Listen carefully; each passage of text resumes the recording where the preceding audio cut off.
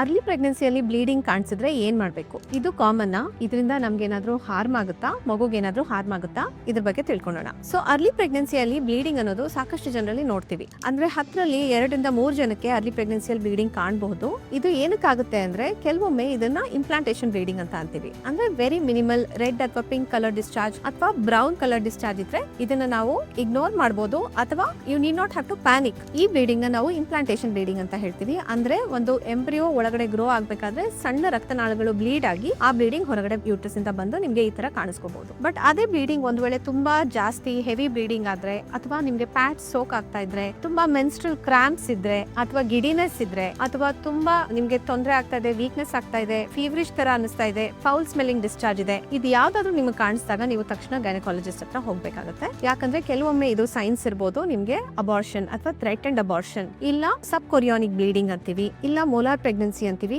ಇಲ್ಲ very rarely it can be ectopic pregnancy also. ಇದು ತುಂಬಾ ಡೇಂಜರ್ ಕಂಡೀಷನ್. ಇದ್ರ ಬಗ್ಗೆ ಆದಷ್ಟು ಬೇಗನೆ ಡಯಾಗ್ನೋಸಿಸ್ ಆದಲ್ಲಿ ನಿಮ್ಗೆ ಸಿಂಪಲ್ ಟ್ರೀಟ್ಮೆಂಟ್ಸ್ ಅಲ್ಲಿ ಇದು ಕ್ಯೂರ್ ಆಗುತ್ತೆ. ಸೊ ಈ ವಿಷಯವನ್ನು ನೀವು ನಿಮ್ಮ ಫ್ರೆಂಡ್ಸ್ ಮತ್ತೆ ಫ್ಯಾಮಿಲಿ ಯಾರಾದ್ರೂ ಪ್ರೆಗ್ನೆಂಟ್ ಇದ್ದಲ್ಲಿ, ಇಲ್ಲ ಅವ್ರು ಪ್ರೆಗ್ನೆನ್ಸಿ ಪ್ಲಾನ್ ಮಾಡ್ತಾ ಇದ್ದಲ್ಲಿ ಶೇರ್ ಮಾಡಿ.